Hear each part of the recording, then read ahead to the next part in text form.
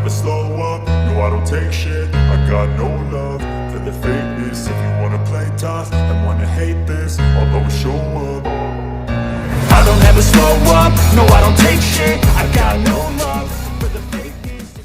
Disclaimer, pembahasan One Piece di sini hanya sekadar teori, bersifat hiburan, serta tidak dimaksudkan untuk mendahului isi ceritanya. Dalam cerita One Piece 1054 mendatang diyakini akan terjadi perang antar Yonkou. Dari teori yang ada di One Piece 1054, perang antar Yonkou ini dipicu oleh Akagami no Shanks, bukan Luffy. Awalnya akan terjadi perang antara Yonkou Shanks dengan Kurohige pada One Piece 1054. Berikut pembahasan One Piece 1054 mengenai Shanks sebagai pemicu perang antar Yonkou. Shanks adalah karakter yang memiliki peran penting dalam cerita One Piece. Shanks menjadi satu-satunya Yonkou yang belum tergantikan hingga saat ini pada cerita One Piece. Dalam cerita One Piece, Shanks adalah orang yang memiliki buah iblis legendaris Hito Hito no Mi Mode Nika yang pada akhirnya malah dimakan oleh Luffy. Shanks juga yang memberikan topi jeraminya pada Luffy. Shanks mengatakan kepada Luffy bahwa silahkan mengembalikan topi jerami miliknya jika Luffy sudah menjadi bajak laut hebat. Saat ini, diketahui Luffy sudah menjadi Yonkou, para penggemar pun berasumsi ini waktu yang tepat Luffy bertemu kembali dengan Shanks.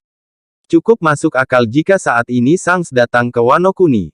Entah nantinya akan bertarung dengan Luffy atau menghentikan perang di Wano Kuni. Pasalnya di Wano Kuni sekarang sudah kedatangan Admiral Ryokugyu, Green Bull. Green Bull datang ke Wano Kuni untuk menangkap Luffy. Menariknya Green Bull akan mengusik Luffy yang baru menjadi Yonkou. Padahal selama ini pemerintah dunia menghindari bentrok dengan Yonkou. Pertimbangan Yonkou adalah sosok berpengaruh yang bisa menjaga keseimbangan dunia. Ditunjuknya Luffy sebagai Yonkou mengindikasikan pemerintah dunia sudah kewalahan dengan pengaruh Luffy. Apalagi jika seluruh dunia tahu bahwa Luffy adalah sosok Dewa Nika. Bicara keseimbangan dunia, Big Mom pernah mengatakan untuk menjadi Yonkou nomor 1 perlu mengalahkan Yonkou lainnya. Namun perlu diingat, perbedaan kekuatan satu Yonkou dengan Yonkou lainnya tidak jauh beda. Maka perlu pertimbangan yang matang jika seorang Yonkou hendak menyerang Yonkou lainnya. Jika bicara pertarungan antar Yonkou sebenarnya yang paling memungkinkan adalah Shanks vs Kurohige. Hal ini didasari dari info ketika Shanks menghentikan perang Marineford. Saat itu Shanks menantang siapa saja yang tidak mau mengikuti perintahnya.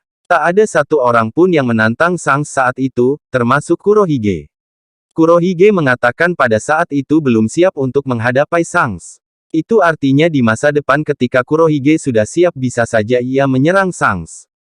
Saat ini kekuatan Kurohige yang berstatus Yonkou sebenarnya sudah siap menantang Shanks. Lantas jika benar terjadi, siapakah yang akan menjadi pemenang duel Shanks vs Kurohige? Dari spekulasi yang ada Shanks akan kalah dari Kurohige. Kekalahan Shanks ini menjadi pemicu hancurnya keseimbangan dunia dan perang besar. Ide Kurohige untuk membunuh Shanks sebenarnya cukup masuk akal. Pasalnya Kurohige adalah referensi dari kejahatan dari cerita One Piece. Ketika Shanks yang menjadi simbol penjaga keseimbangan dunia kalah maka akan diikuti oleh kekacauan dunia. Ketika dunia kacau, Luffy akan muncul menjadi sosok yang mencoba membuat dunia damai. Bagaimana pendapat kalian? Silakan komen di kolom komentar.